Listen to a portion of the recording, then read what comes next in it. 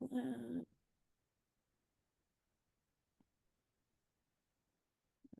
see. Let me.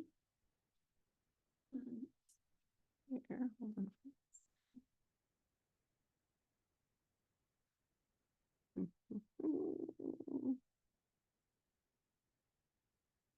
Okay, so I just want to thank you guys all for joining tonight, and appreciate you guys to literally join all of us. Thank you guys so much for coming here and being a part of Transplant Journey, and for being a part of sharing your experiences with us, and for coming to hear Dr. Sutha. His story is absolutely incredible. He's a two-time kidney recipient. He is now a peds nephrologist at Stanford University, and he is going to share how his life was changed by being a two-time kidney recipient. He now gives back to this community so incredibly, and he's not only a peds nephrologist, he's also a researcher, and he's going to share how this has changed his life, how it's shaped his, and he's so passionate. I had the great privilege of meeting him last, I think it was July, at ATC, at a small, intimate little meeting, really, that was small in comparison to ATC, which was monstrous. And being a patient with him, and it was just inspiring to see how much love and support he has in this community. And I feel truly honored to have been a part and to hear him speak and be privileged with so many others.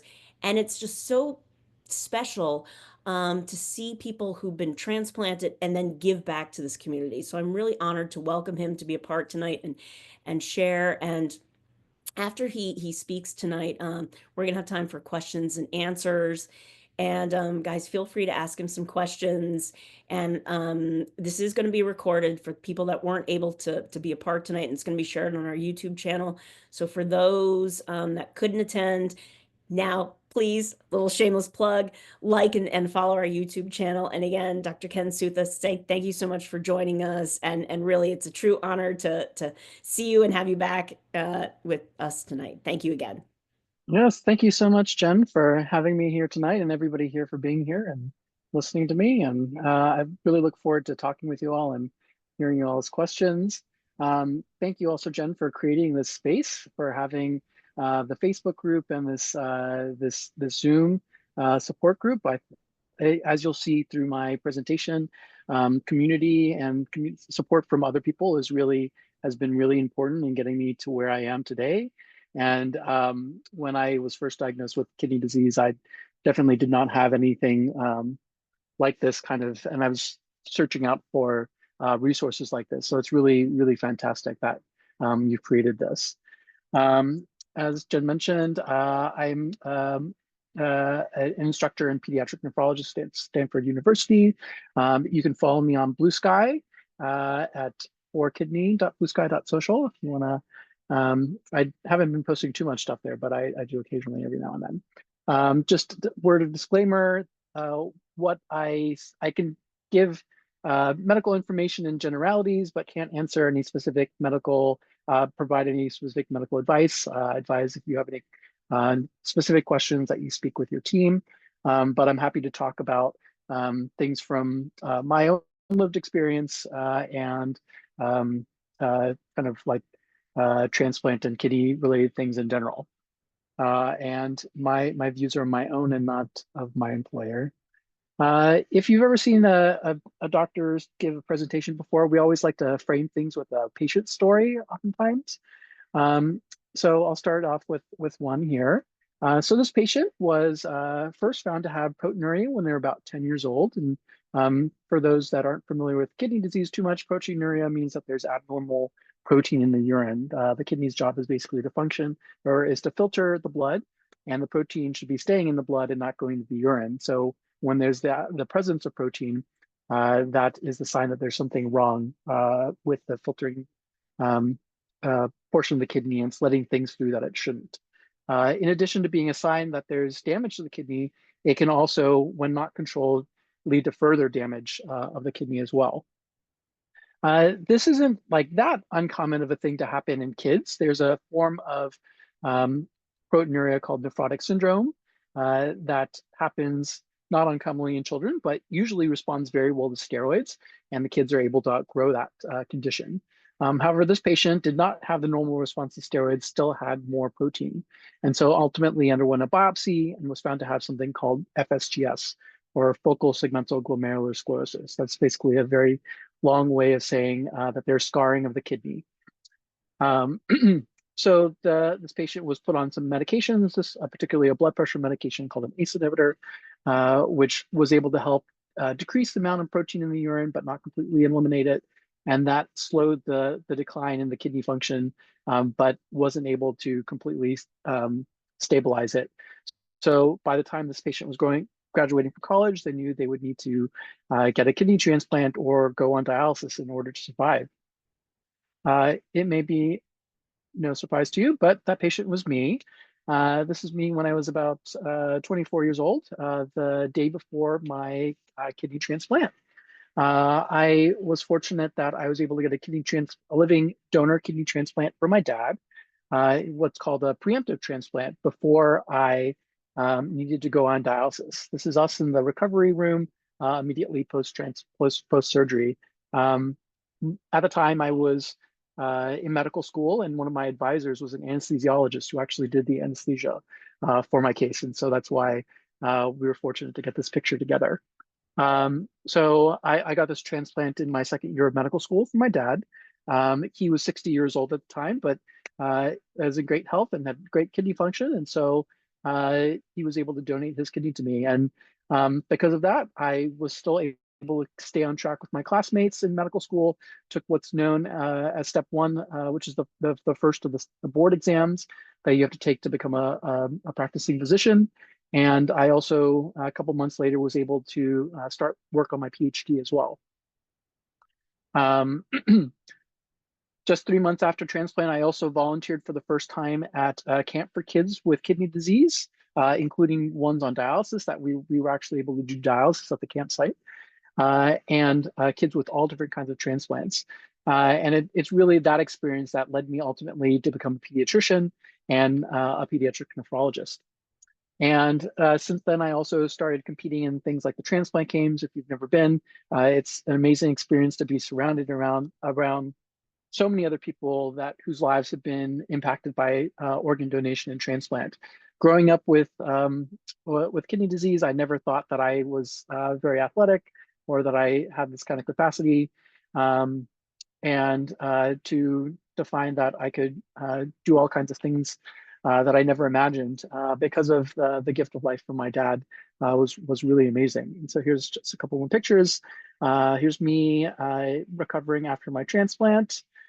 This is me and my parents with some medals that I won back when I had hair. And at a summer camp with one of my friends who was a counselor as well, and graduating from medical school and graduate school back in 2013. And here, even times when I'm working in the hospital, still have some time for some fun in between seeing some patients.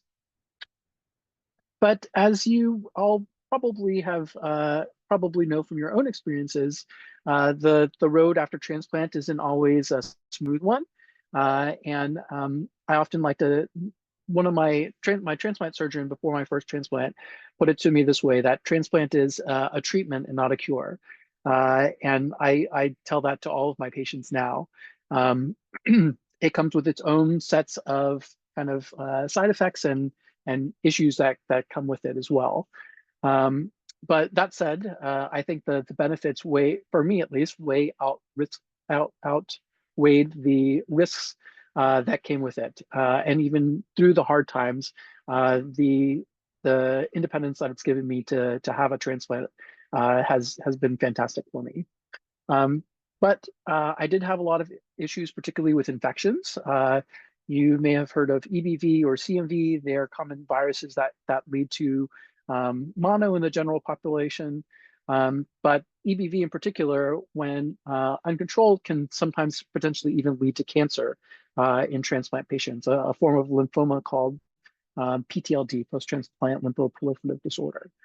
Because of those concerns, my team had to adjust my medications quite a bit and actually took me off of several medications. And there was a period where I was only on a very, very low dose of sirolimus, and just 5 milligrams of prednisone, in order to allow my body to try to fight off the infection. Unfortunately, with that low of an amount of immunosuppression, and honestly, probably on my part, some becoming a little bit more blasé and complacent with how regimented I was with taking my medications, that opened up the door to rejection. And about a decade after my transplant for my dad, I ended up having to go on to dialysis. Um, I was fortunate that I was able to do peritoneal dialysis. It allowed me to continue working full time. And that was around the time that I was starting my training as a nephrologist and moving to California, and allowed me to do quite a bit more than I think I would have been able to do if I had done an in-center chemo. But as you know, I also dealt with a lot of medication side effects, things like migraines, like I said, those different types of infections. I've had infections that were resistant to treatment that I ended up needing to be enrolled in clinical trials for medications even. And by the time my kidneys were failing, shortly before I ended up needing to go on dialysis, having to deal with things like fluid restriction or my dietary intake of salt and potassium. And as you can imagine, at that time, I was working as a resident, a pediatrics resident in Seattle, and in between of taking care of patients, you don't always have the time to find the best foods that you're necessarily supposed to be eating, and maybe just trying to just grab whatever you can. And I struggled with trying to follow my dietary restriction. And here is an example. This is an EKG that's a classic finding of high potassium. You may or may not know, but high potassium is very dangerous because it can lead to abnormal heart rhythms. And when I went to the emergency room and they found that I had this very high potassium level with these changes on the EKG, it mobilized this whole like stream of different interventions in order to try to bring down my potassium very quickly. I had learned about these things of course, as a medical student, as a physician, about in theory what we would do if I had ever had a patient that had this. But to be on the receiving end, actually seeing these things and having them happen to me was totally a different experience. But I think one that was very valuable for me in learning about what in the way that I approach my patients, and knowing kind of like what it's like to be on the patient side of things. As I mentioned, peritoneal dialysis was the right choice for me because it allowed me to continue working full time. That was at the time that I was moving here to Stanford to start my training as a pediatric nephrologist. Um, I was even able to continue being on call while I was on dialysis. My center was able to train me in manual dialysis so that I could, if I ever had to go in the middle of the night to go see a patient, I was able to disconnect and do some manual exchanges instead. I was able to travel with my dialysis machine, went to conferences in Italy, and really continued still to try to make the most of my life. Uh, Thankfully, I was only on dialysis for about 2 years before I received a second kidney transplant. Just a couple more dialysis related things. I tried to see if I could go viral by having a t-shirt telling people that they could donate a kidney to me, but that ended up not working. But I did get some people that I was actually quite surprised, the people that altruistic donors that didn't know me, that heard my story, that contacted me about potentially being a kidney donor.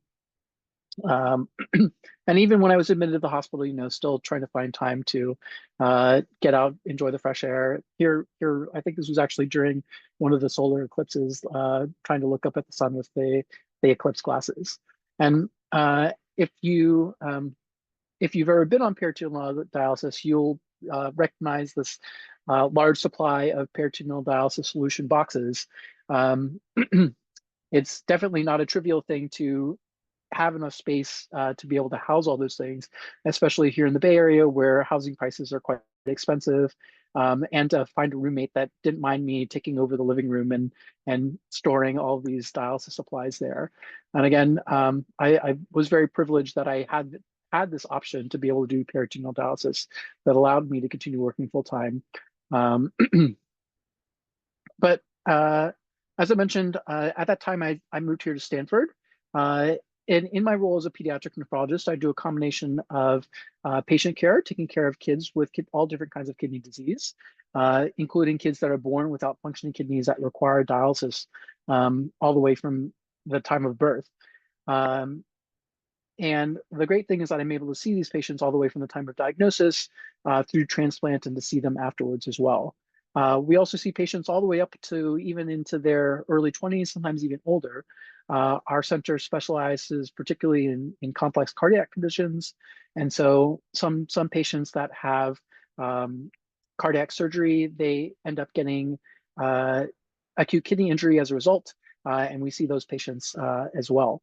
A large part of my time actually is actually spent, in addition to seeing patients, is doing research in the lab.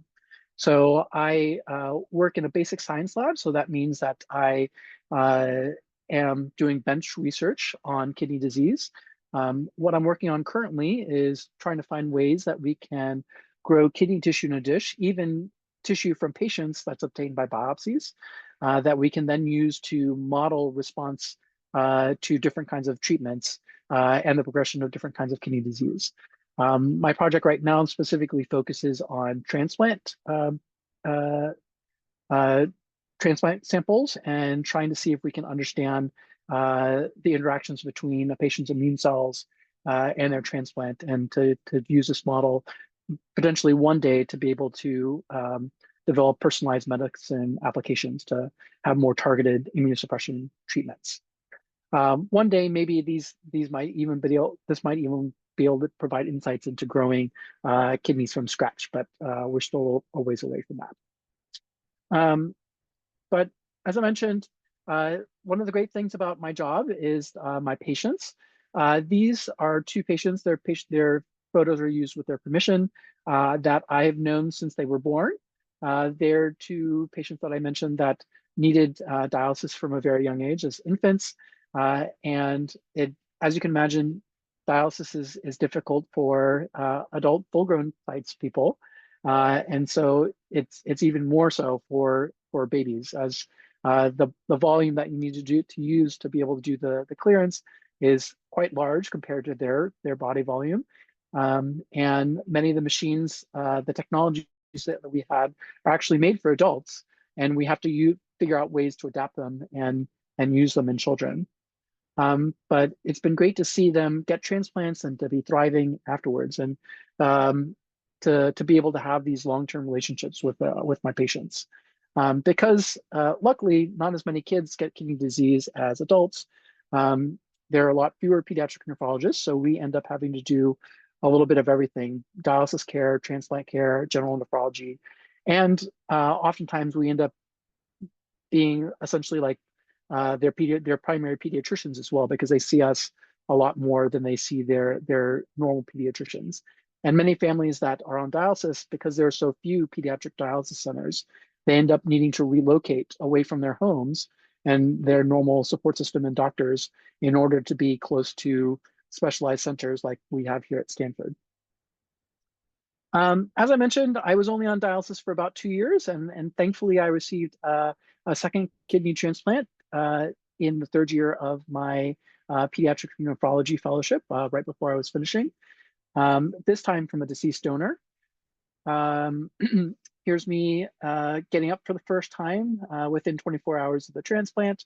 Here's me decorating the Donate Life float with my dad, again, my living donor for my first transplant. And I had the cool opportunity to be a ball dude for a Giants game at their Donate Life celebration game, along with my friend Oscar, who is a liver recipient.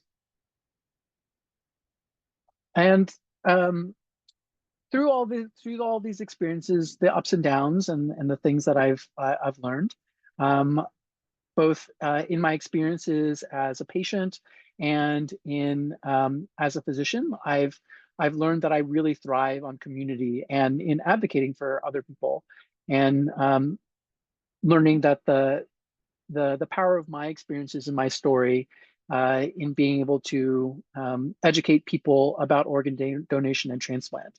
And really, I found, like I say here, I found support and purpose through community and advocacy. Uh, like I mentioned, I first one of the first things that I did after my transplant was get involved at Camp Twin Lakes, at that camp um, for kids with different kinds of transplants.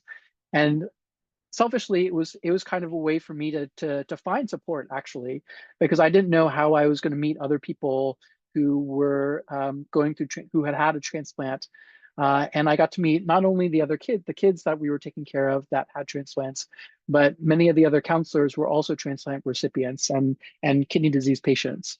And really, they became some of my best friends. And that from that experience, that led me to the transplant games, where I met even more people uh, all across the country. Many of you may know Edward here, and it's really been a fantastic opportunity to grow my network of people that I can turn to support. As I've encountered these ups and downs in my life after transplant, inevitably there's somebody else out there who's gone through something similar, who, even if they can't tell me what to do, just knowing that there's somebody else who's been through that experience, and to have those role models out there has been really, really quite meaningful and beneficial for me. I, as I mentioned, also got involved with the transplant games. I started swimming, was fortunate to win some medals along the way as well.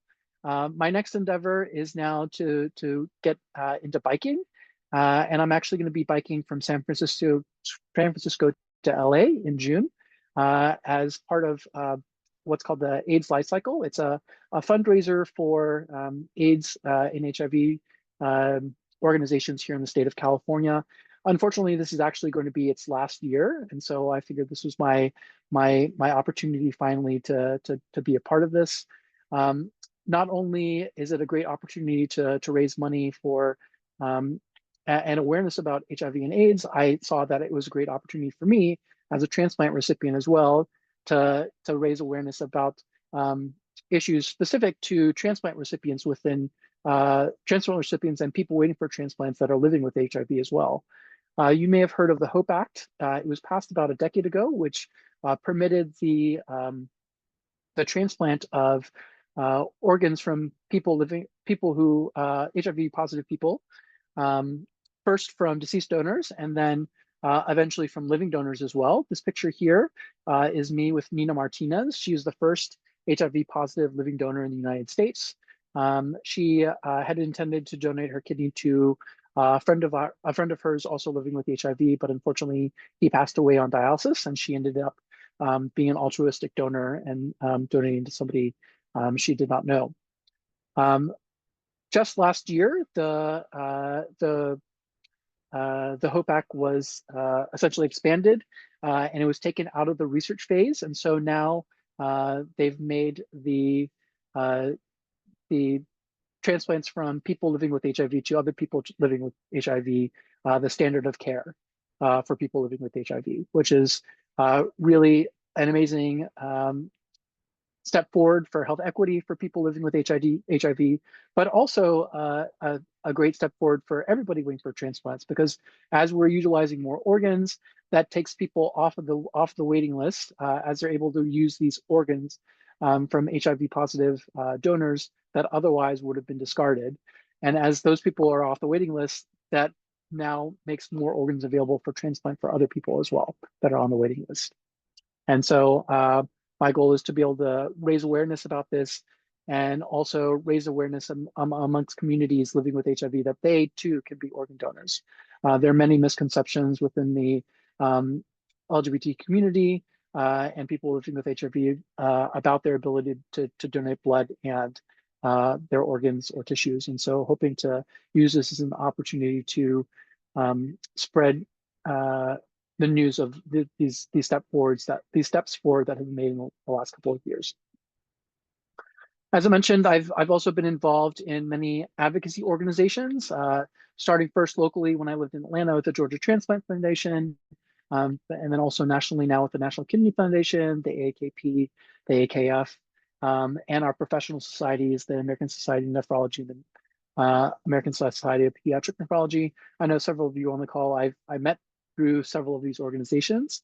I've had the great opportunity to share my story at health fairs locally, to travel to Washington, D.C. to speak with our legislators, to share my story about the importance of legislation related to kidney disease, um, and to be able to educate other people and about different issues that might be related to kidney health and transplant.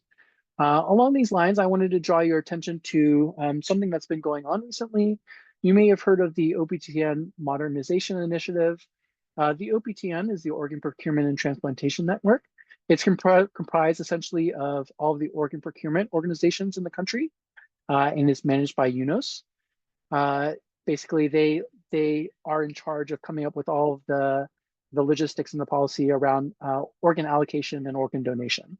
It's a unique entity in that it's a public-private partnership. It's a private organization, but has oversight and funding from HRSA, the Health Resources Services Administration, which is a division of the Department of Health and Human Services. Uh, Over the last couple of years, there's been a strong push to reform the OPTN, and there was actually a modernization plan that was announced in March of 2023, with a budget that was passed last year with very strong bipartisan support. This modernization plan will change the governance of the OPTN, uh, and promote changes related to technology, safety, transparency, and allocation policies through getting in several additional outside vendors in addition to UNOS to be able to implement each of these individual projects. However, with recent changes at the federal level, there have been cuts to and mass layoffs to people that were hired within the last 1 to 2 years that are considered it's still in a probationary period. The National Kidney Foundation just put out a statement in regards to this mass termination and its effects on HHS and many programs and divisions that impact our care and our health as transplant patients. In particular, the division of transplantation under HRSA, which will be overseeing this large-scale overhaul of the OPTN and the organ allocation system that is just now getting underway. Um, this division recently hired a new director, Dr. Jamie Locke, who is a very esteemed transplant surgeon. She was previously in her previous position at the University of Alabama, Birmingham, where she performed the first clinical grade pig xenotransplant. She is a huge, humongous deal in our field. And for her to leave her position at UAB to take this position in the government at HRSA was a huge boon for HRSA in terms of having her expertise in this transition of this overhaul that was going to be happening with the OPTN. However, on Friday, she was amongst those employees with provisionary status that was laid off. And so currently, there is no clear plan about what that succession is going to look like, who's going to be taking over to lead this. There's a lot of uncertainty, and federal employees are currently under an embargo with communicating with outside people. So it's really a black box about what's going to be happening next. This is, as I mentioned, this overhaul had strong bipartisan support. This is a patient care issue. This should not be a partisan thing. And especially in this vacuum of uncertainty about what the next steps are going to be, it's going to be especially important that patients make their voices heard in shaping what the next steps are, what happens next.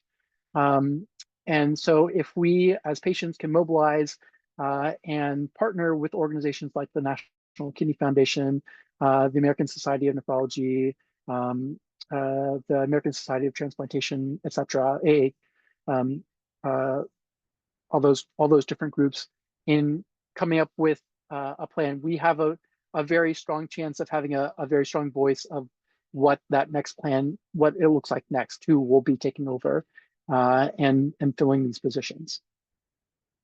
With that, I'd like to thank you all for your attention and thank all the funding sources that have supported me and got me to where I am today.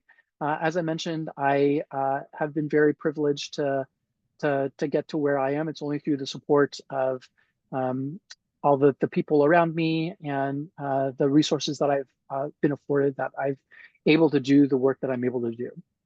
And of course, I have to thank my dad, my living donor.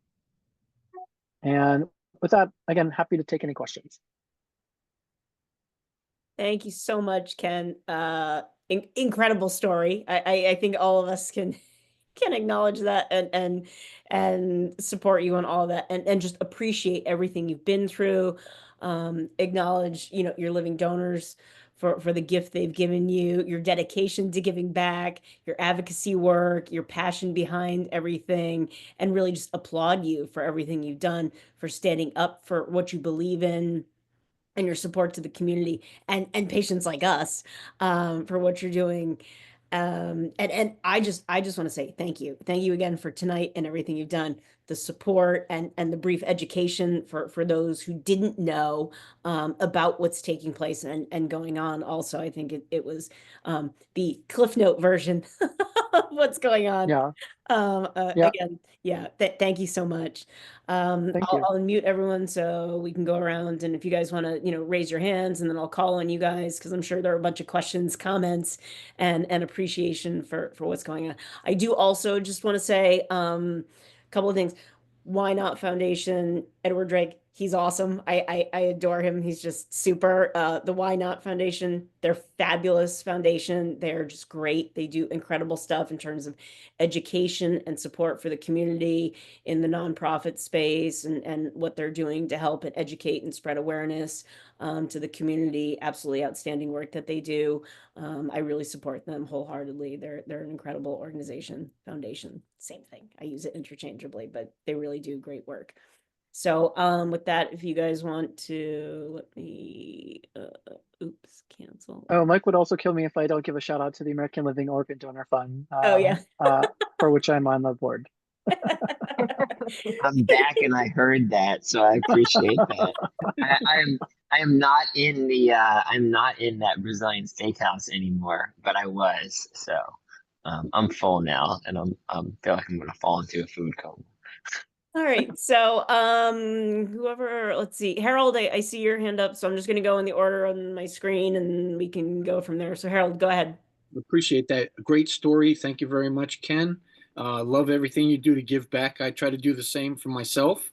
I was a volunteer at the Transplant Center after I got mine and was cleared to be able to do that. And I am now in the process of changing from mycophenolate and tacrolimus to sirolimus and 5 milligrams of prednisone. How do you like that program? I think it can be great. You just have to kind of like keep a close eye on things. Uh, in general, I think about tacrolimus and mycophenolate being like the standard of immunosuppression, and uh, sirolimus is great for kind of like a maintenance thing. But if anything kind of goes off, they may have to you have to kind of keep in a close eye if you have to switch back to tacro.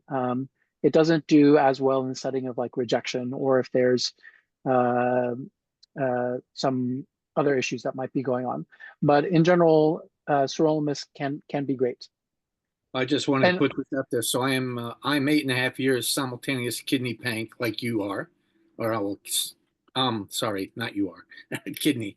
But just dealing with all the issues, the med changes and all that kind of thing. I feel like I'm a new patient because I'll be going for mhm, blood work every week just to make sure that things are going in the right place. And yeah, we're dropping the mycophenolate and the tacrolimus as the numbers for the sirolimus and everything go back up or come up to the levels that they're supposed to be at. And I think I'm going to be going like every 2 weeks for a while just to make mhm. sure things are in the right place. Yeah, I definitely think that's wise anytime you're having a lot of changes. I when I was on the sirolimus and the prednisone, I was actually quite happy with it because it was very like the side effects were pretty minimal from what I could tell. I Okay. did have some issues with some you can have some oral ulcers sometimes. But otherwise, it was a pretty easy dosing schedule, and it was much easier than having to take things twice a day. And yeah, yeah. Yeah, I appreciate that. Thank you. Sejal? Hi, Ken. Amazing story. Bye. Familiar. I did have a question about the AIDS, the HIV question that you said. Since they made it standard of care, do the HIV meds actually predispose patients to kidney failure, or is that just something new that they decided to move forward? The older ones did, but the newer generation of ones have less of an issue with kidney function. Okay, that's interesting. I just had a reasoning. I just was wondering if the meds that was a change for promoting that. So Yeah, there can also be some direct effects of HIV on the kidney. Okay. So you can have a HIV-associated nephropathy. So HIV patients can sometimes be a little bit more disposed, but in the studies of the living donors that have donated, they found that their kidney function was still quite good afterwards. Oh, that's really interesting. That's amazing. Especially with the newer generation of antiretroviral therapy that is now the standard of care. Yeah, because it goes around the actual injury portion, right? Because it affects the actual genes. Is that kind of how it works? Okay, interesting. Well, thank you for that. Oh, I do see a question from Sam about sirolimus. Yes. Oh, that's one other issue with sirolimus. It can impact wound healing. And so Sam is asking in the chat, does sirolimus need to be stopped before surgery, like a Mohs procedure? There has to be some sort of consideration, I believe, about the sirolimus and whether or not you're getting surgery, depending on the surgery. But I would defer that to your team to kind of discuss that. But that's one of the main reasons why sirolimus is not used as a immunosuppressant immediately after transplant. Mike, I see your hand up. Hey, I have a question for two of the people on the call. What do you think of people coming off of immunosuppressants? There are some studies out there, and there are some companies that have been trying it. I don't think anybody has kind of fully figured it out yet, but I've heard of people who have had transplants for a long time, coming off of immune suppressants.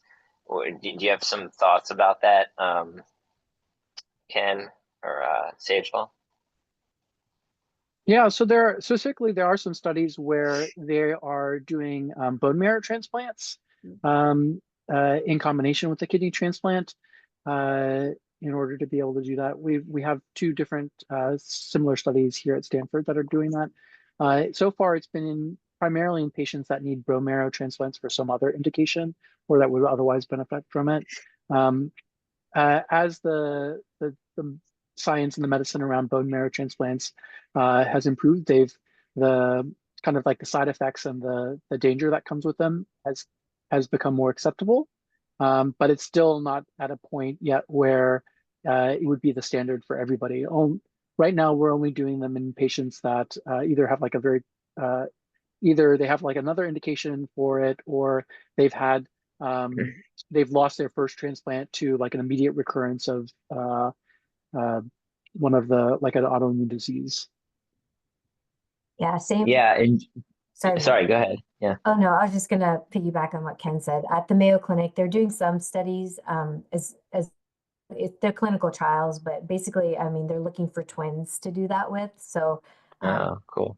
And then they do the stem cell transplant. And I'm not really sure how far along we have because it's just extremely hard to recruit for those studies. So, yeah, the rationale behind that is that if you do a stem cell transplant or a bone marrow transplant, you're replacing the recipient's immune system with their donor's immune system, basically.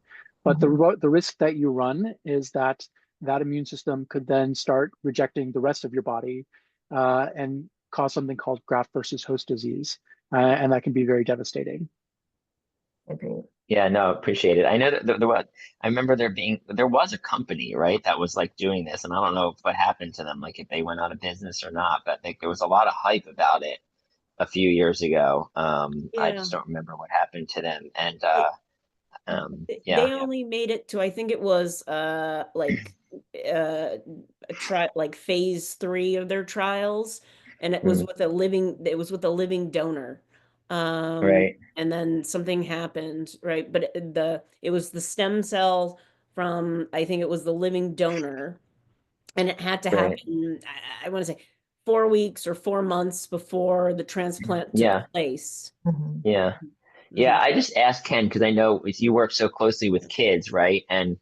And I know like not everybody on the call, but a lot of us, like, myself included, were kids when we got sick and have been on these drugs for a really long time, right? I mean, I started on some of these.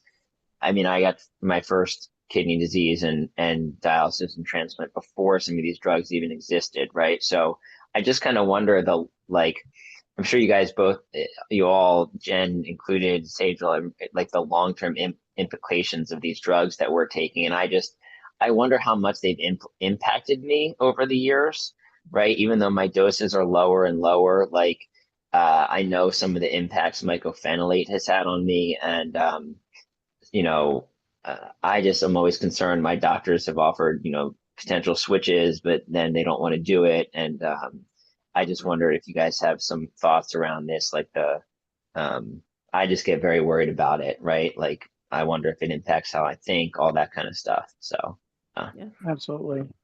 Yeah. I mean, all thanks. valid concerns.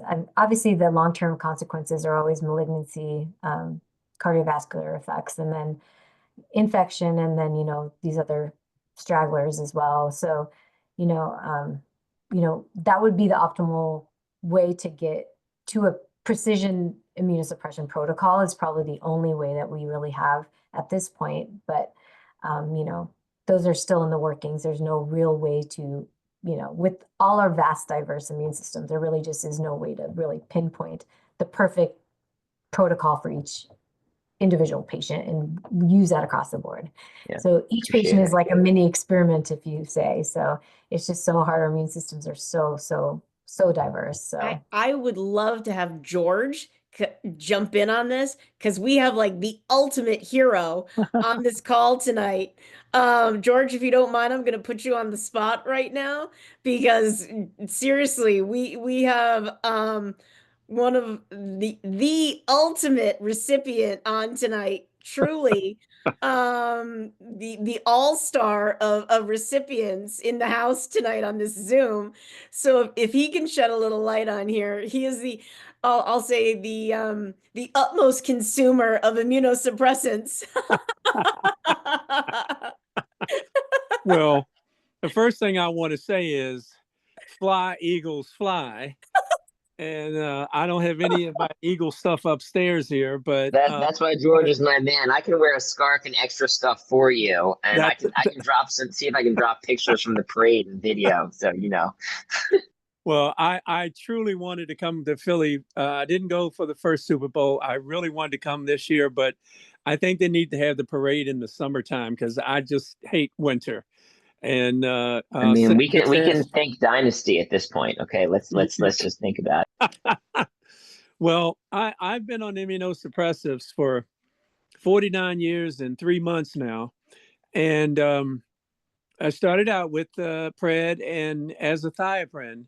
And the conversation became very interesting when you all started talking about mycophenolate, because I think I was at anniversary, I'll say 42 or 3 or something, when my kidney function started to drop and I developed gout. So in order for my nephrologist to put me on gout medicine, I of course had to come off of azathioprine and go on mycophenolate. Yeah. So far, there have been, and it's been, I believe it's been 6 or 7 years, maybe another year, 8 years since we started the mycophenolate. I've not had any side effects that I'm aware of. I wanted to ask someone that had just started it what side effects, because my thinking is off anyway, so I wouldn't know if there's been any change or not.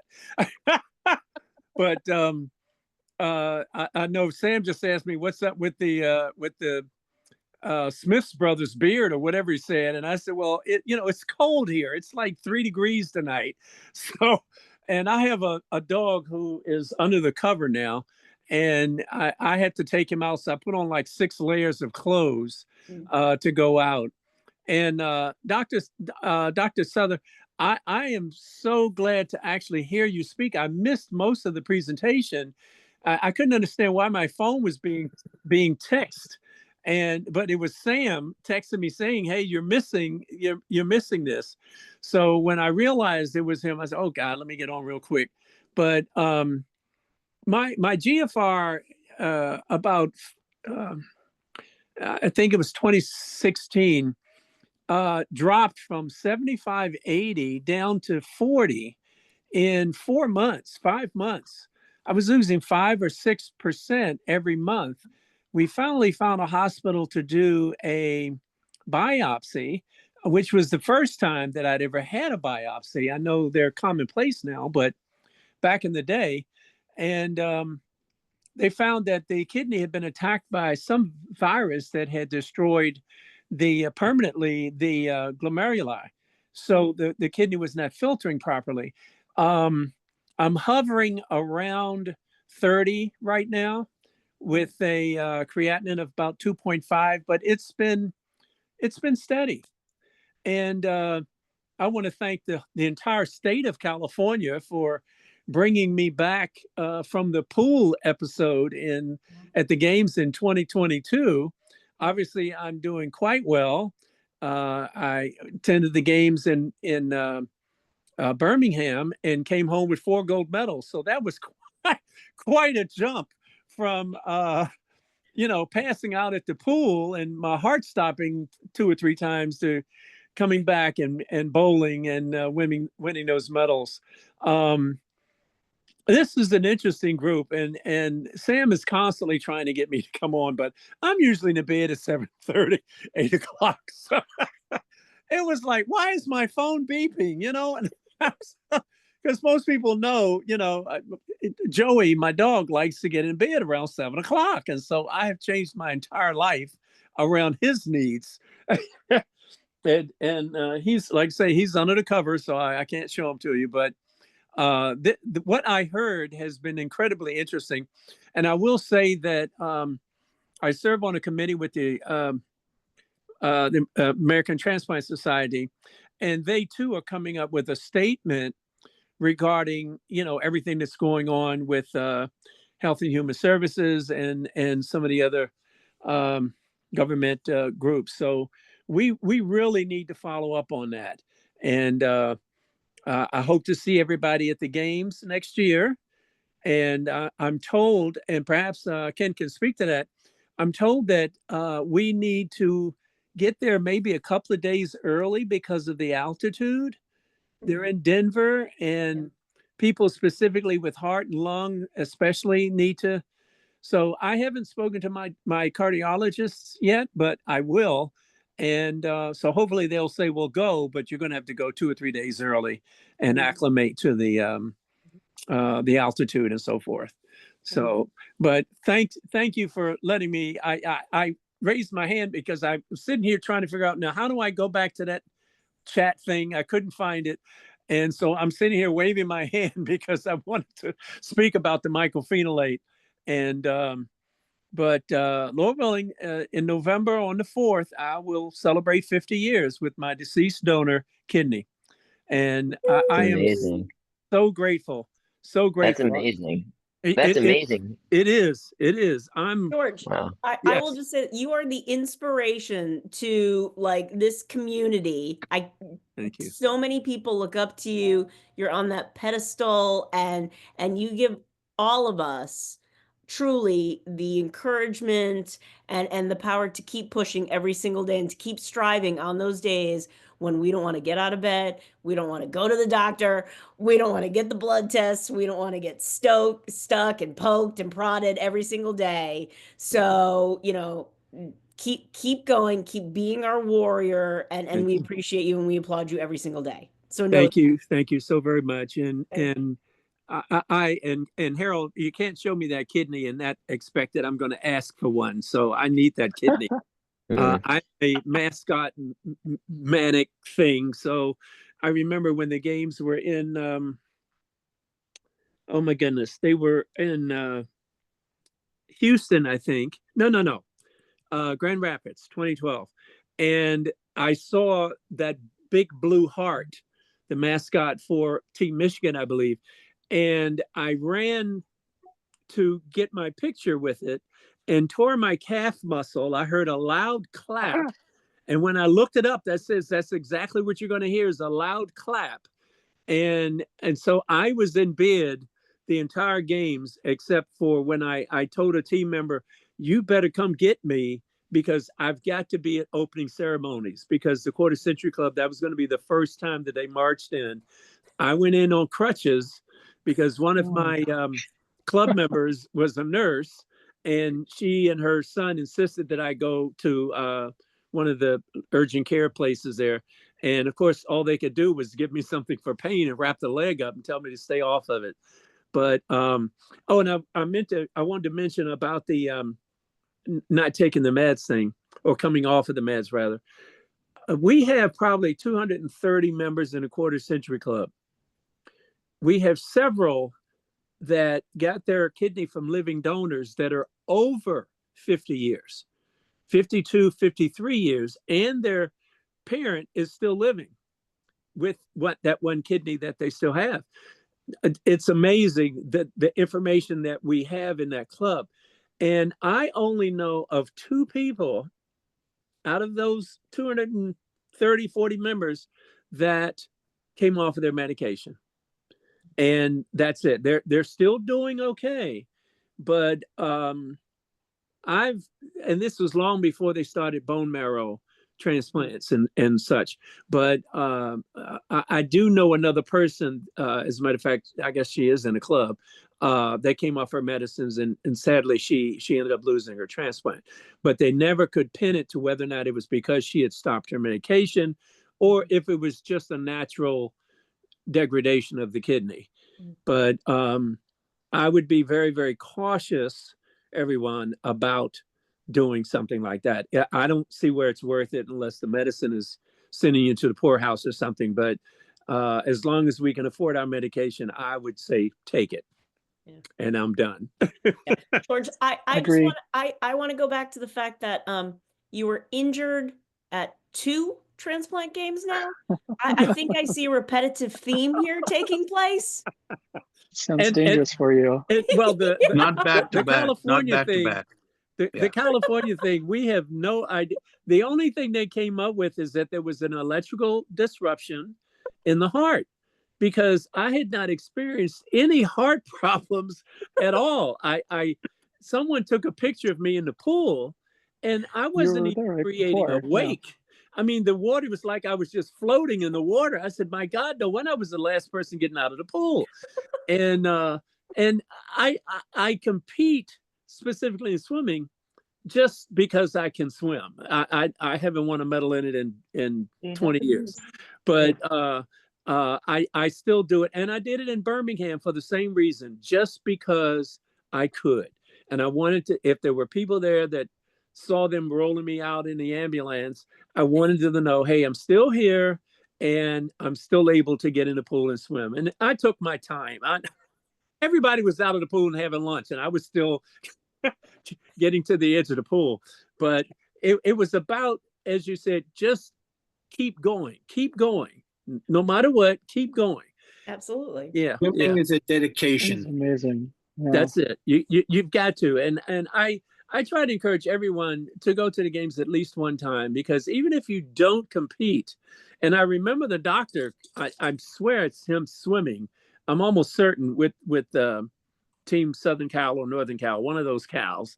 And I know one of them is Cal Nev now, but you want to be able to do as much as you can for as long as you can. There was a gentleman, I think it was the Eagles guy there, Michael, that was talking about what medication they had early in the day. I got my transplant in 1975, and the only thing they had was azathioprine and prednisone. And everything else has come after that. but yet I stayed on azathioprine and pred until my doctor said, you know what, we got to take you off of it because you got to go on gout medication. And unfortunately, there was a doctor here that put me on allopurinol whilst I was taking azathioprine, and it landed me in the hospital.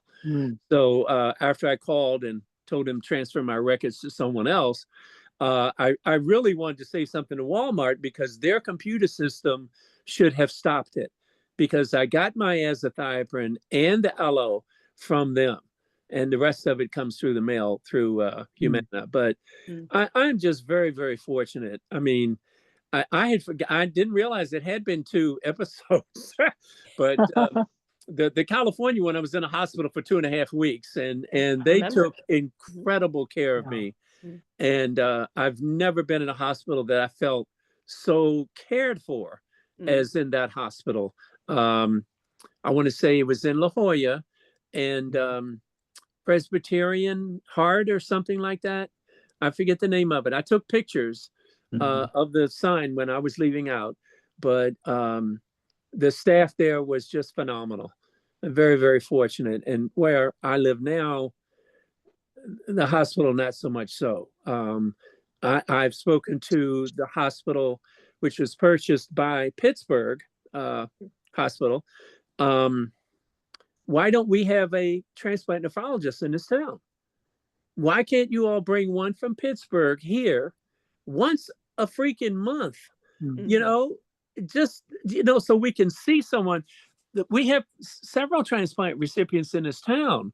One has become a very good friend of mine and drove us down to Birmingham from here, which was a 14-hour drive, I think. And, but he goes to DC.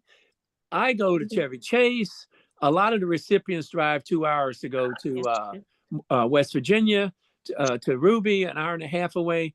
And we can't seem to do anything about it. They, Pittsburgh is a big transplant center, but we're 2.5 hours away from Pittsburgh. Send someone here to see the patients. So I'm still working with that. I'm still trying to get hospital administration to understand that you're sending people elsewhere simply because we feel that we do not have a transplant nephrologist. We have nephrologists here, but not one that's familiar with transplantation.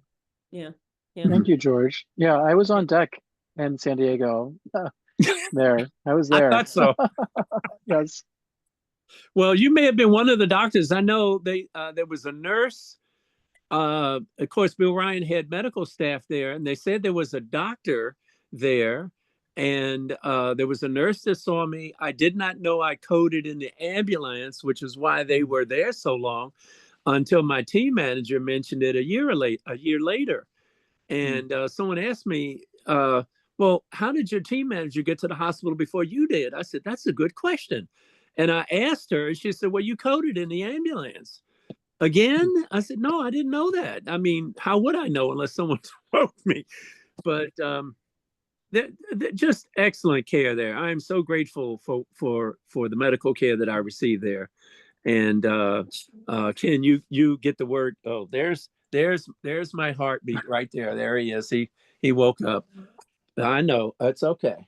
He got excited with your story, so of course he woke up. He's barking because he hears me on the telephone. Come here, boo-boo. Nobody's downstairs. And he hears things that I don't hear, so it could be my neighbor going outside. But this Sam, I appreciate your several text messages, and I kept trying to figure out, why is my phone binging? And when most people I know I'm either laying in the bed trying to get him to go to sleep. Now he'll be up for the next 2 hours. But it's fascinating, and I really hope that the people that are being put in place by the current administration don't screw with the transplant program and dialysis. I mean, I know people on dialysis that are scared stiff. They're terrified of what's going to happen or what could happen. People that have Medicaid and Medicare, those of us on Social Security, our only income, we're a little concerned. And as we should be, since you know, a lot of our medication is subsidized, obviously. So we'll see what happens. Yeah. George, you asked if anyone was on mycophenolate. So I've been on it for 5.5 months since my kidney transplant. I was on 4 and they reduced it to 2. 200 or 2 pills? What? Pills. What's the dosage? 500. Okay. So okay, that's what I'm taking, 500 twice. Now, I've been nauseous for the 5.5 months. And when they took me off 2, I became a little less nauseous. Oh. It can definitely lead to GI. That's like one of the more common side effects is GI issues. Huh. Some people have actually like very severe GI issues, even, but that's not super common. Oh. And does it ever go away? It does get better. I mean, I've seen some patients where it's gotten better over time, and also if they're able to reduce the dose, like they did from the 4 to the 2 for you. What did you say? If they reduce the dose? Like, so as you mentioned, they got better from when you were on the higher dose to your current dose. Yeah. And then and with time, your body will may get more used to it as well. Oh, okay. Yeah. I was thinking that they might have to take me off these things because I can't, I'm just in bed from 12 noon to 6. I can't get out of bed. I'm so nauseous. But then around 8, I'm fine. There are other options as well. So the classic version is Cellcept, which is the mycophenolate, but there's another one called Myfortic, which is a different formulation of the same medicine. Yeah, But I think I'm it's on supposed to be better. Myfortic. Oh, and then you still have issues. Yeah. Yeah. That and tacrolimus. I do the Myfortic, and I just had me and Miss Nancy had our transplant around the same time, just a week apart. And I actually have Crohn's disease on top of that. So just imagine 10 times worse, like, you know, far as with like your GI trait and things like that. So I do kind of struggle with that. I don't be as nauseous, but when I have to go to the bathroom, sorry, TMI, like, you know, I have to go, like, you know what I'm saying? So, but it does get better. It's not as bad as far as if I was having a flare up with my Crohn's, you know, for those of you who know what Crohn's disease excuse me. But it's there. It's definitely, you know, something that you have to get used to far as like over time, if that makes sense. So it will get better, Miss Nancy, I promise. I'm not a doctor, so.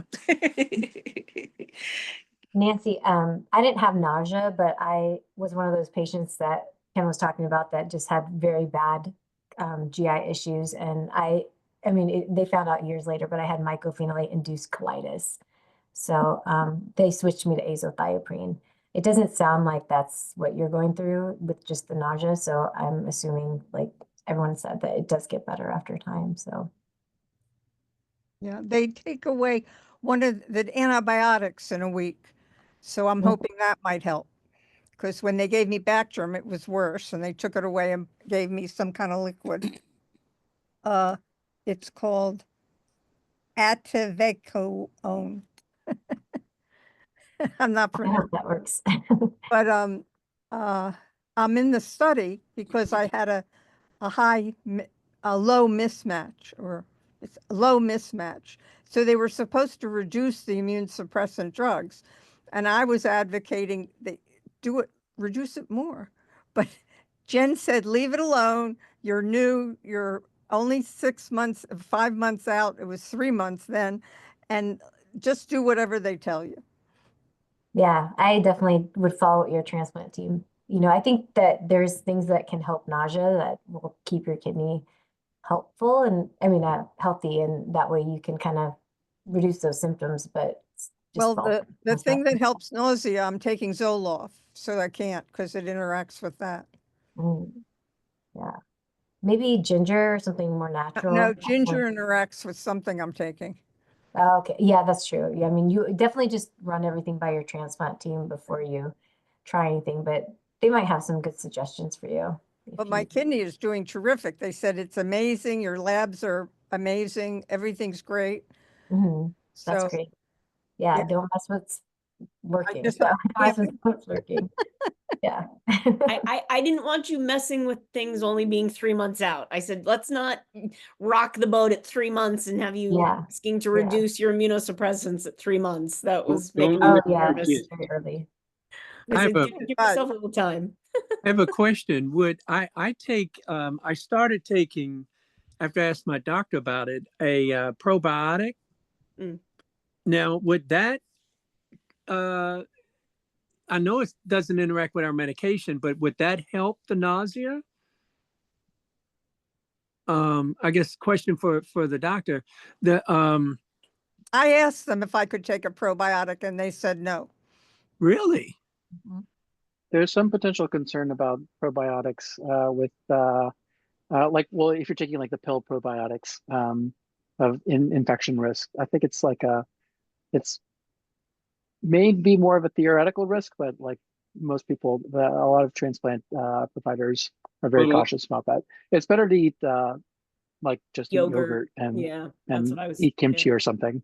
The probiotics also improve your gut, the biomes in well, your I know gut. it. I know it does your gut, but it also improves your immune system. Well, that's one of the reasons they don't want you to take them. Well, everybody's different, Carol, because I'm actually prescribed both probiotics and yogurt right now to help with my gut issues from my liver doctor, who's in our transplant team too. So, everybody's, I've specifically both of them right now to deal with what's going on in my GI tract, and so it's just like you said, we have to check in with all of our doctors, but I have to take myself daily too. Right. I think it's also very organ specific. Like Jamie said, it depends on the team, your issues, your organ. So it's right. And different protocols, different centers, right? Well, I will say I had a friend to visit for a few days and he left them. And I just happened to call my nurse practitioner, I believe. I'm not sure if I called the nephrologist or her and asked her, hey, can I take a probiotic? I mean, because I knew it helped the gut. But I'm wondering, I mean, if it is organ specific, which organs would it be okay for? I mean, obviously they said, yeah, you can go ahead and take it. And I use the gummies, it's 2 a day. And now I ran out and I'm waiting on my order to come. So I've been 2 or 3 days without it. But is there any specific risk when I've missed doses once I've started that, or does anyone know? After 50 years, George? Seriously? Well, I don't know that they had them 50 years ago. I know. I'm just about saying. a year or so ago. George, your gut's going to go back to normal the way it was before you took the pills. That's all that's going to happen. Oh, okay. Well, I just thought it would help with digestion. I have a horrible diet. I mean, I hate to wash dishes, and my kitchen is not large enough for a dishwasher. And so I'll eat something in a bowl, cereal or something, to keep from washing dishes. I'm a great cook. Your doggy can lick the bowl off, right? He does. That's exactly. I always leave about a teaspoon or tablespoon of milk if I'm eating cereal. But and then I super wash the bowls. But I've wondered about that because my diet is so fickle. And then last year, I know when I left California, I've lost a lot of weight since then, and I just say 6 months ago started gaining weight back. So I'm at 172 now. I went down to 166, I think it was. And I was maybe 185 or 188 when I was in California, but they couldn't figure out why the weight loss. And my doctor told me to go ahead and do the protein drinks. And I said, hey, it's got vitamin K. I'm on blood thinners because of the heart valve. And I've learned to read, the ingredients and everything. And so he said, well, try the protein bars. And we checked those and they seem to be okay, but I just haven't gotten any. But I seem to at least be picking up weight. And I was hoping that the gummies, the probiotics were helping with that, giving me a desire to eat a little bit more. So, yeah. So I just wanted to jump in and say hi to Dr. Ken. Thank you so much. We met in Philly. And also, George, thank you for jumping on. Oh, So I wanted to ask you, George, yours was at Washington, My not kid, Georgetown, the other one, right? Hospital, George Washington George University. Washington. Mhm. So they still have a good program, right? And do you visit there or do you talk to people there, nephrologists and stuff? Well, they have a good program because one that I It's was only involved, kidney and liver, right? their transplant program stopped, Oh, and then it started back up once they got permission to start it back up.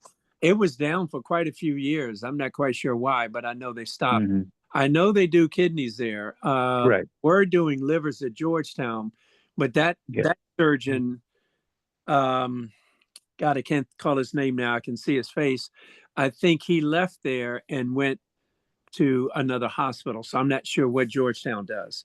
Yeah, But Georgetown does livers and kidneys. they are doing still livers and kidneys. Okay. Yeah. Kidney, We're kidney, also, kidneys is at the Washington Hospital Center. I got my. hey, Harold, I'm going. Sorry, one second. Yeah, well, you're So- giving some information that's not correct, so I'm just correcting your information. Sorry? The pancreases are still being done at Georgetown, and it's livers and pancreases only now.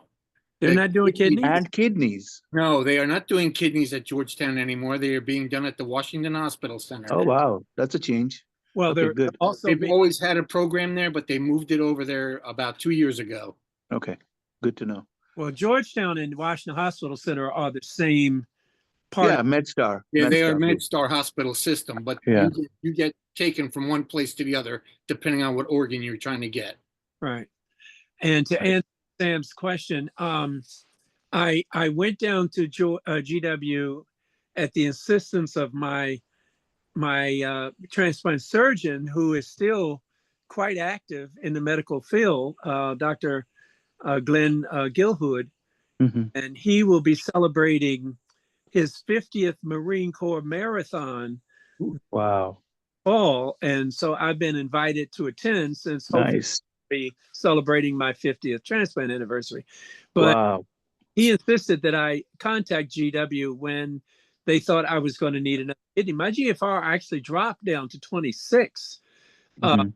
in that year that it was going down. And then Mhm. in September of that year, it went from 26 back up to 40. Nice. So they Good. have no idea what's going on, but it's been hovering around 30 or so for the last couple of years. But Sam, I've not been there as a patient in probably 40 30. years, 45 years. Okay.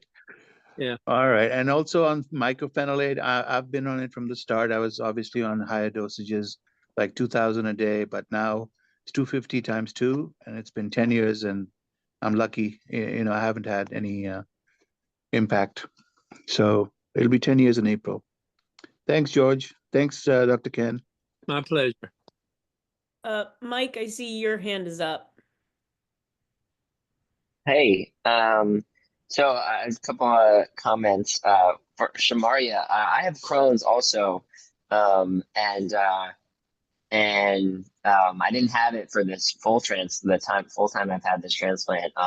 But I think you and somebody else, maybe it was Nancy, we're talking about nausea and stuff. I take mycophenolate too, and my dose now is 250 in the morning, 250 at night.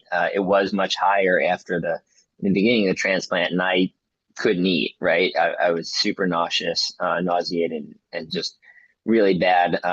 Couldn't keep anything down. But I take I don't know if this would work for everybody, but a couple things to kind of deal with all the nausea that I get and the stomach issues. Obviously, I'm on my Crohn's meds, but I take famotidine twice a day for heartburn and nausea. Really settles my stomach a lot, but also I'm a big fan of the yogurts, right? Cottage cheeses. I find they help quite a bit. Just kind of eating them. I eat the zero sugar ones, right, to kind of keep the sugar down, sugar contents lower, or the kind of whole yogurts. I find them to be the the best. Even if you just eat a little bit, it can be really helpful. So I don't know. I'm happy. I don't know if famotidine would work for everybody, but I feel like it works really quickly for me. And on a pretty low dose.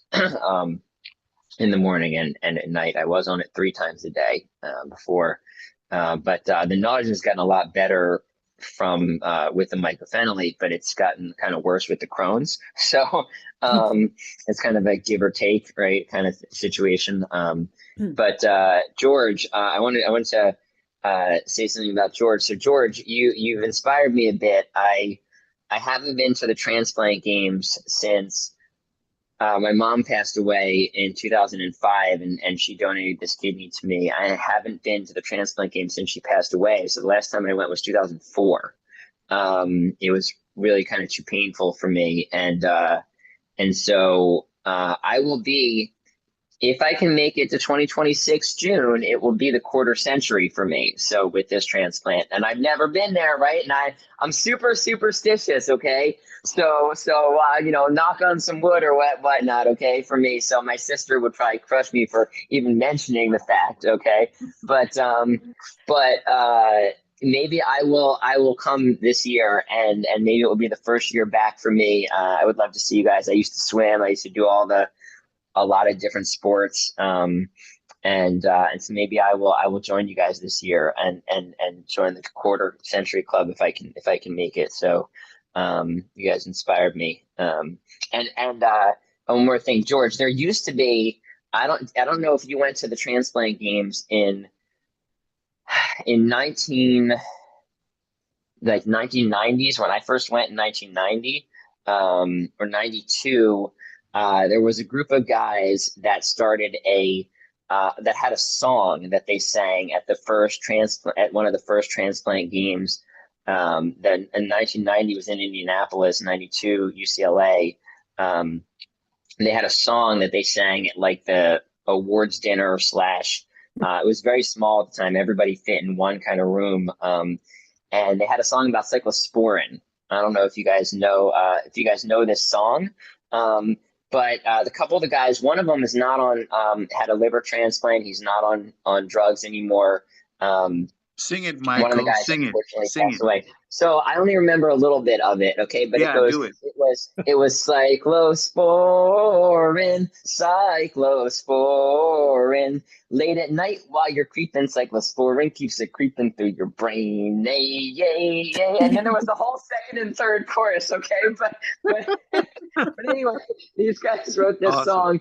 song about this, and and obviously, and George, clearly mycophenolate is not impacting your thought capabilities that much or your head, because you're obviously an Eagles fan, which is, that can't be impacting you anyway. So just that thought alone should make you satisfied.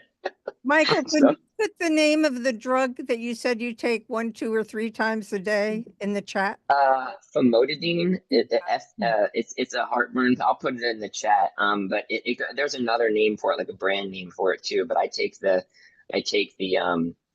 take a. You can get it over the counter. I take a. Yeah, exactly. Mike, I take Protonics. Yeah. So I used to take Protonics, and then they stopped me from taking Protonics. Interesting. I think so. One of them is a proton pump inhibitor. Ken, or you will say the Protonics is, yes. Yeah, Protonics and they is a protein stopped me, pump I inhibitor. think, because was Protonics the one they were concerned about calcification in the kidneys?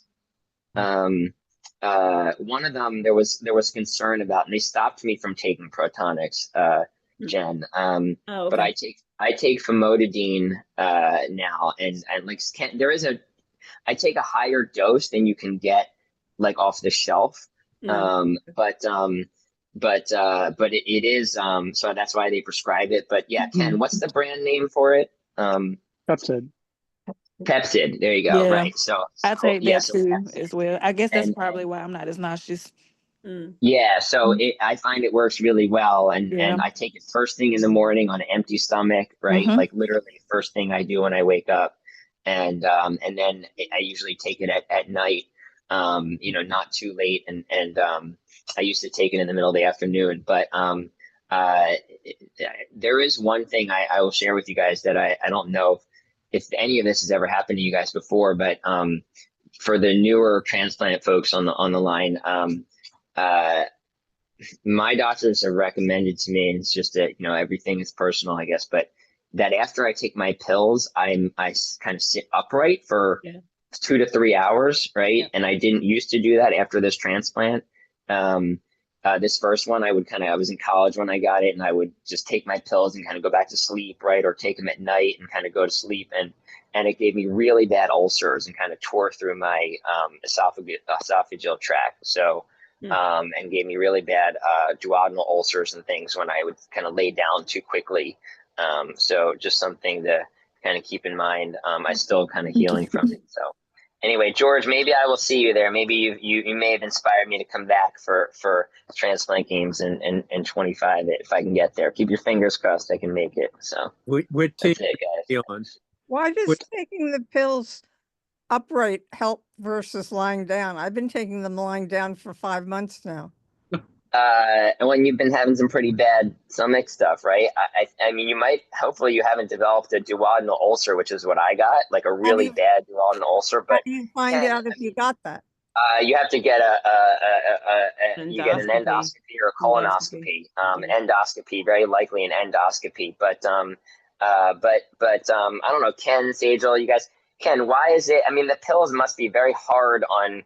They're still moving through your esophageal tract. I mean, so why is it that they recommend we stay upright for, you know, a while after you take them and not lay Sometimes right they back can down? stuck. Sometimes they can get stuck. Some certain pills are like they require a more acidic environment, and then they cause more acid, and so you get more reflux.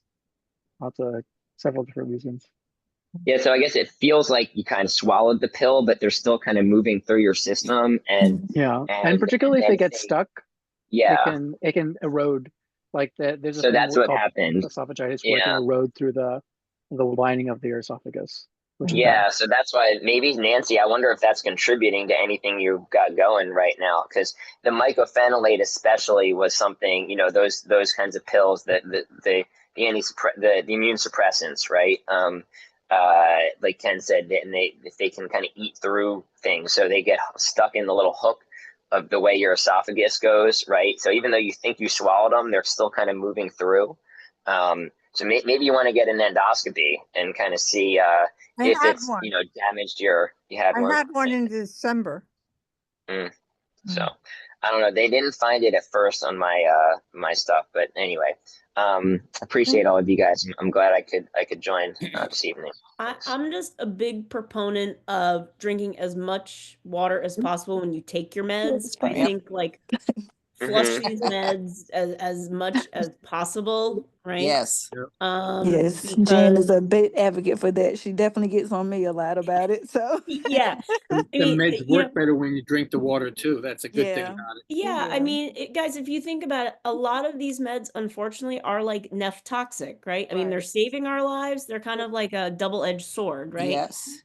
So I really think, right, we want them to work, but we also want to flush them out as quickly as possible. That's how I look at it.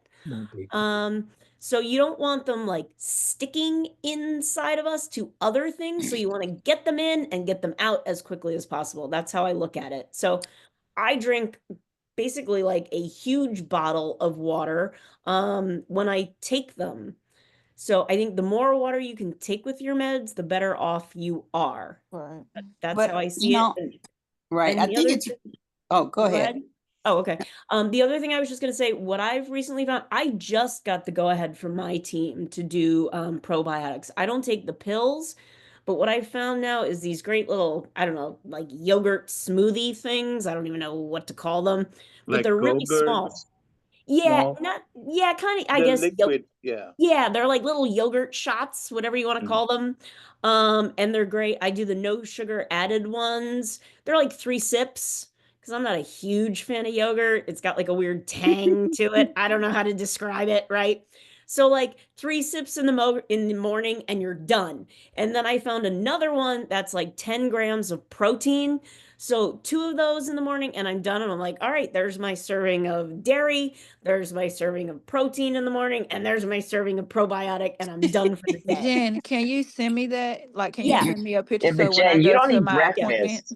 Jen, But is Jen, it you don't need breakfast. Are they those Yakult, like little probiotic drinks? They're Yes, like, exactly. yeah, they're like Yeah. watery kind of. Yeah. Yep, yep, Those yep, are pretty yep, good. exactly. And it's Yeah, like, Jen, send it to me, love. I will. Next time I do, I'll go in the kitchen, I'll send it. But yeah, Okay. and it's like banana, strawberry flavor. And it's great. And then you're done for the day. You don't have to think twice. And then and whoever said I don't eat breakfast, you're a liar. I don't know who said that. Yeah, I you don't said it. eat. I You said don't it, eat, Jen. Jen. You know I it. know you don't eat breakfast. Yeah. You guys are all a bunch of liars. Every morning, I have my 3 hard-boiled eggs. Thanks a lot, because I'm losing a fortune on these stupid eggs. Okay. Okay. Get some chickens, You Jen. should start raising chickens. Chickens Ew, those are filthy little beasts. No thanks. in your garage. Yeah, keep Oh, them in the God. back. I have my 3 hard-boiled eggs, no yolks, every morning, and my piece of rye toast. So that's not true. I just eat it really late in the day. It's more like my breakfast lunch. Sorry, I guess it's a different time, but it's your It's breakfast. brunch. It's okay, Jen. I'm with you, girlfriend. I'm Right. on your side. I eat Live brunch. chickens are you, too thank much of a disease risk to a transplant patient, sorry to say. Breakfast, lunch, it is what it is, same thing, right? Yeah. But that's but these little yogurt smoothie things, it's my probiotic now, and it works great. It's not helping my stomach at all. And then I take my Fortic. I don't take mycophenolate. Yeah.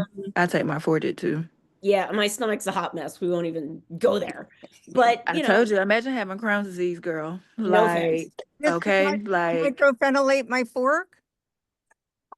no, it's similar, right? yeah, kind of all in the same realm, so Yeah. to speak, I guess. I take 750 milligrams of that, but I don't take steroids, and I take that, and I take Tacro. Oh, you don't take prednisone? I don't take prednisone. No. How you get off it, girl? What I need to tell my transplant team? Cause You're meanwhile, I'm new, sitting up here. Shamara. You're still You're new. Oh, Stop okay. messing with Right. perfection yet. Stop. You're new. Stop it. Baby, I'm just on the scale. I'm just getting on the scale, and the scale is just going higher and higher. That's all I'm just saying. But It'll- listen, also, Hey, it'll come you have down. Crohn's. You have Crohn's. It's different. Yes. No, You're yeah, truthfully, autoimmune. yeah, you're right. You're Because autoimmune. I'm not I don't take autoimmune. my because they actually put a pause on my Entyvio, which is my Crohn's medicine, Mhm. because Right. I'm on prednisone. So it's jokingly, it's a little war between my GI doctor and my transplant team right now. So They're and duking I'm it like, out. and But I'm you stuck look in the good, middle. I'm Shamara. like, listen, do not refill that Entyvio pen until y'all clear this up, okay? Like, so Look nah, good. but I get it though. I definitely get it. Like my Crohn's doesn't bother me, but like I said, I can definitely tell a difference from when it's the immune suppressant medicine versus like my Crohn's. Cause see, I had Crohn's ever since I was 14. Okay. So, I'm 31 now. So I'm pretty sure I could tell the big difference when I have a flare up I'm sure. Oh, I bet versus, you can. versus like, when okay, I just took my medicine and it's starting to kick in that I need to use the bathroom. Like, so but yeah. But it's definitely real. Believe me, I went in there asking every question in the world. I think most of us on this call, you guys all know me, I'm an open book, have kind of a love-hate relationship with the Right. toilet at Right. some point in our Right. journeys, Hey, right? how And about it how is about what it all the is. time? No, but you know what? Seriously, when first I like to thank Dr. Kian for his presentation today, and also about the information he gave about the Hope Act, Yeah. because I'm involved in the HIV community here. Oh, nice. And so I didn't know that they had had it where they didn't put a limit on those that could have, those with HIV that could have transplants. So Yeah. now that they're included with everybody, which was happy for me to hear. Yeah. And for the members, now I'm going to tell you about when I had my transplant. I had serious GI problems from day one. And I kept going back, and they would tell me, oh, it's the anti-rejection meds, but they wouldn't change them. And but at the time I was on mycophenolate, Mm. but then they took me off of that, and I still kept having them to the point where I went from 108 to 88. Oh, wow. And, oh yeah. Wow. Oof. And so then they had me start drinking those protein drinks. Yep. And so that was 4 years ago. And then 2 years ago, I ended up getting pulmonary arterial hypertension. Oh, wow. And those meds gave me added GI problems. So Oof. it was really terrible. And then they told me if I lost any more weight, they would put a feeding tube in. Yeah. And so I started drinking those. They started putting in those protein drinks. Mm. And so within the last year, I'm to the point where I got it under control now. I still have bouts of it, but not to the point where I couldn't even go out the house, in the beginning. But I don't know if it was because of, they took me off the mycophenolate. So I'm only on tacrolimus, and I do Bactrim. Okay. Yeah. And prednisone. Mm. Yeah, but I went through some serious GI problems. So, but yeah, like I said, now I can get up and go out the house without worry now.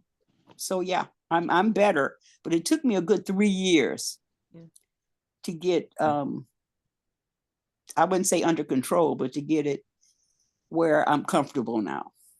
Oh yeah. It's rough. Yeah, It was rough. Yeah. Yes. Yeah. I'm glad you're doing better, Leah. Oh yeah. Yeah, I am. Yeah. I want, since you brought it up, I want Dr. Sutha just to jump on with the Hope Act. They've also now included in the Hope Act like tissue donation as well. So if you did they? Okay. Yeah. So Dr. Sutha, if you can maybe my add a understanding little is it still hasn't been fully implemented because like the announcement came out that there was their intention, but it takes some time for the federal agencies to come up with the like actual implementation of it. Right. But of course, right now a lot of things are in flux with many federal agencies. Okay. So they were trying. They were Yes. trying towards the end of 24. They were trying to. Okay. Right? Yes. Okay. So currently there the centers that have been doing them under the research guidance are still continuing to do them.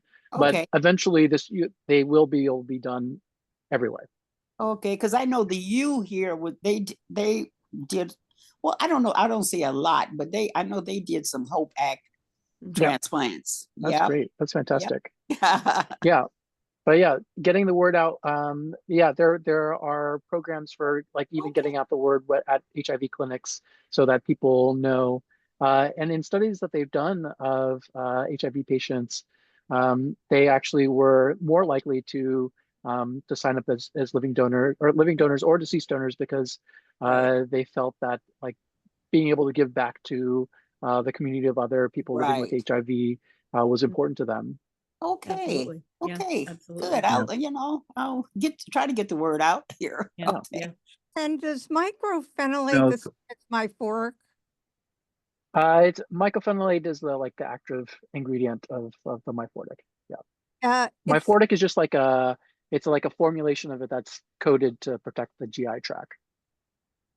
It says in this article that you should not take magnesium oxide with mycophenolate or myforic. It depends. So I think it's because both of those things can lead to diarrhea. Is probably why that says that you can't. Well, but they can definitely be prescribed together. But again, under guidance of the doctor. If you're taking magnesium, you should check with your doctor. Okay. I was on magnesium too. Maybe that's why. Yeah, magnesium definitely God. can cause diarrhea. Yes, I'm still on it. Mycophenolate can. Yeah. And sometimes the two of the things together can make things worse. It can trigger like the kidney, right? If you have too much magnesium. Correct me if I'm wrong. It usually doesn't cause too much. It can build up when your kidney's not working, but it shouldn't cause too many issues. Right. I know, because I know when I was having my baby, they was kind of in between, like trying to give it to me because at that time I was starting dialysis, as Oh, I well. see. So it was kind of Oh, yeah. like, should we or should we not? And I think they did give me like a low dosage because it was emergency C-section that I have to do. So, Yeah. but I still was learning, like, you know, everything Yeah. as far as like about like kidney failure and dialysis and everything. So I wasn't for sure if it affected your, you know, your kidneys, like if it would make it worse, like Yeah. certain things. Yeah. I think the concern would be that they would give you the magnesium and you wouldn't be able to get rid of it from your body because Gotcha. your Okay. kidneys weren't working if they Oh, give you Gotcha. too much. Gotcha. Yeah. okay. Okay. Yeah. Okay. So, Dr. Ken, I had We a learned quick everything. thing about, I forgot to ask earlier. You showed a slide about the OPTN modernization thing, right? But any inside scoop based on the climate currently about budget cuts? Because that budget was approved in 2023, right? So Yeah. I don't, personal feeling, I think it might be affected. But what do you think? I think everything's a big question mark. And Right. So everything that's going on nobody might in the be put on government is able hold. to talk about anything right now. So Yeah. I think everything is on hold and nobody knows what's going on because it's a black Right. box right now because they're not allowed to talk to anybody outside. Right. And So I know they just restarted the regional meetings, all virtual mostly, but that was also put on hold. But so you don't have any other knowledge I inside? don't have any, yeah. We can't Oh, bribe you. We can't do anything. OPTN itself is a private thing, so it Yeah, can yeah. still operate, But they're still but linked to HRSA and all that it's very stuff. Yeah. linked to, it's very linked to the public, to the federal government. So Right, right. unclear. Well, I just wanted to try and coax you to get some information, but I wish I knew. I actually just learned about all this today as well, because this stuff happened yeah, on the NKF Friday. stuff. Yeah, yeah. But yeah. But of course, all this has kind of been under. I think a lot of things are happening Review. The word is recently, under so review. it's hard to keep up with all the things that are changing. Yeah, because everything's coming at, from a very fast It's pace. going at a So very fast pace. yeah. Okay, great. Thank you. I would love for you to dispel one myth for us, or for the people who tune into this, if they've listened to us ramble now throughout this whole time, because we've taken up so much of your time. But a lot of people, I think, are under the impression that only kids, this is living donation, can donate to kids. And they think, that the exact, you shook your head, so you kind of answered it. But that the kidney needs to match the size of the recipient. So if you can explain that a little bit for people who aren't aware of these things. So if you can just give a little snippet or something to educate some people who might be tuning into this on our YouTube channel, shameless plug again. I think that would really be great for others who aren't aware of this and don't know how it works. I would love for you to just educate some people a little bit on that.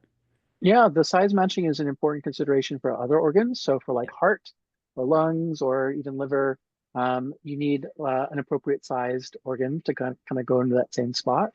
But for kids, actually, they found they used to try that. I think back in the day when they started doing more transplants on kids, they tried to see if they could use smaller kidneys from kids into kid recipients.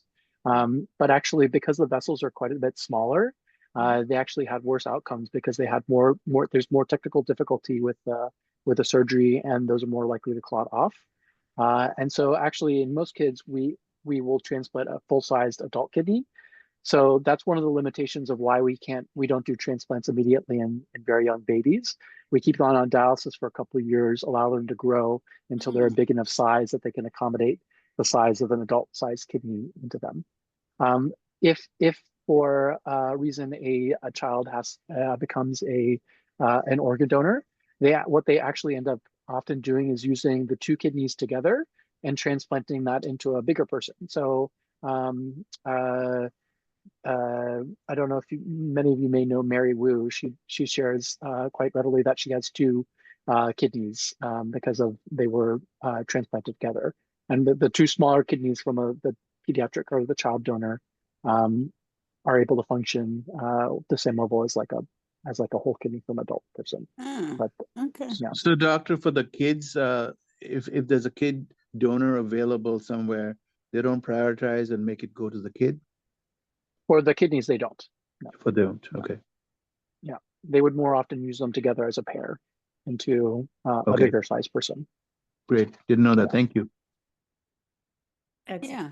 Thanks. But then again, that's not the case for other organs. Other organs do need to be size matched for the recipient and the,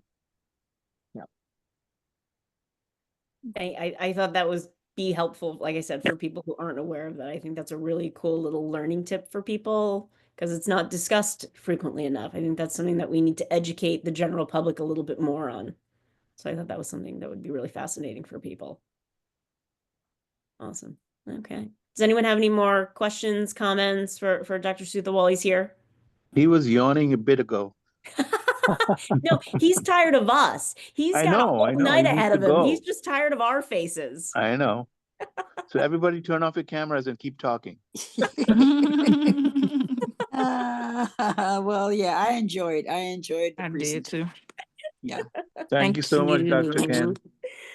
great. It's so great to see some familiar faces and some new ones as well. And it was really quite a pleasure to be here with all of you.